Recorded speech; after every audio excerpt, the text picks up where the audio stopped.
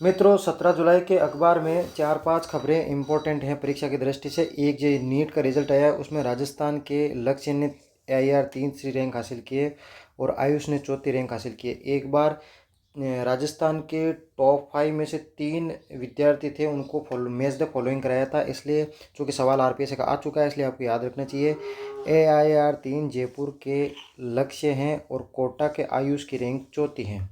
इतनी सी इन्फॉर्मेशन है। ये एडवर्टाइजिंग ज़रूर है, मैंने पहले भी इस खबर को कवर किया था, अब भी कर रहा हूँ। ये उतना ही हिस्टोरिकल इम्पोर्टेंट है जितना मुंबई से ठाणे के बीच पहला रेलवे स्टेशन रेल चली थी।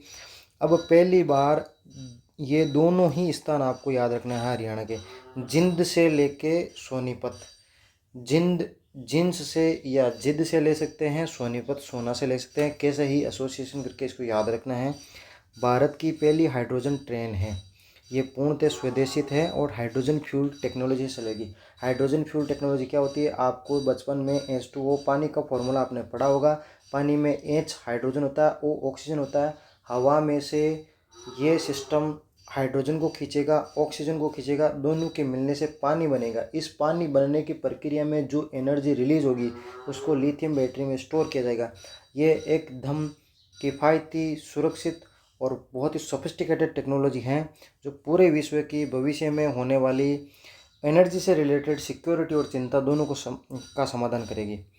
एक बहुत ही वन लाइनर इन्फॉर्मेशन है, चूँकि बॉर्डर एरिया पे हो रहा है इसलिए न्यूज़ में, यदि किसी राजस्थान की किसी इंटरनल एरिया में होता तो उतना इम्पोर्टेंट नहीं है। जैसलमेर में ऑपरेशन क्लीन चलाया है ताकि जो अवैध प्रवासी बॉर्डर के आसपास है उसको रोका जा सके। नचना और रामगढ़ आपको पता है कि रामगढ़, घोटारू वगैरह ये सब भारत के या राजस्थान के फेमस प्राकृतिक गैस उत्पादन के केंद्र हैं।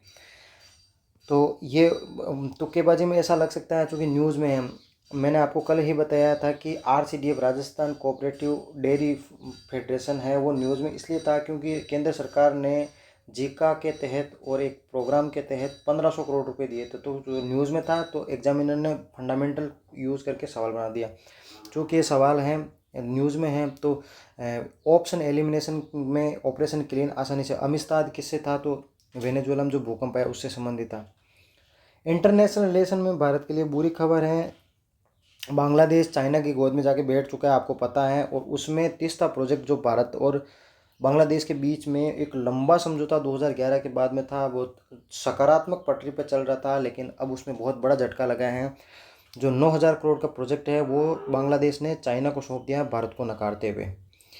ये बांग्लादेश के नए प्रधानमंत्री आपको पता है तारिक रहमान है, जिसने तीस्ता नदी प्रोजेक्ट को इन्वेस्टमेंट ऑफर चाइना को दिया। अब आपको क्या याद रखना है, इन तीस्ता नदी प्रोजेक्ट के तहत आपको याद रखना है कि तीस्ता नदी सिक्किम से आती है, हिमालय से, फिर वहाँ से पश्चिम बंगाल में जाती है और ये सिलीगुड़ी कॉरिडोर से होते हुए ये बांग्लादेश में पहुँच जाती है।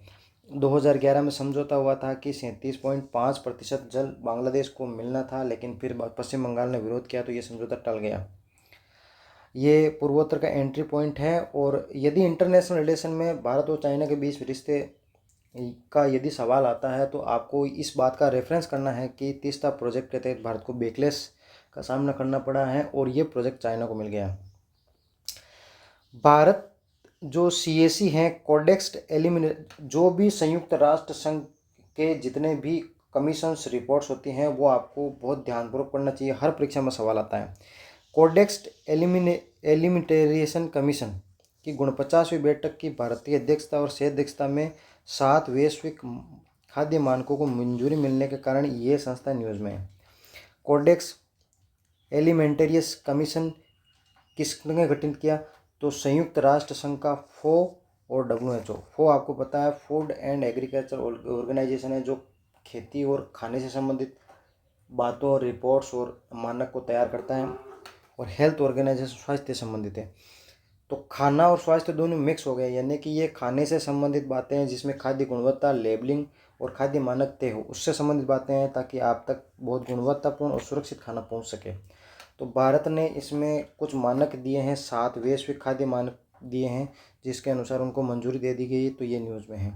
आज के अखबार में इतना ही था। धन्यवाद।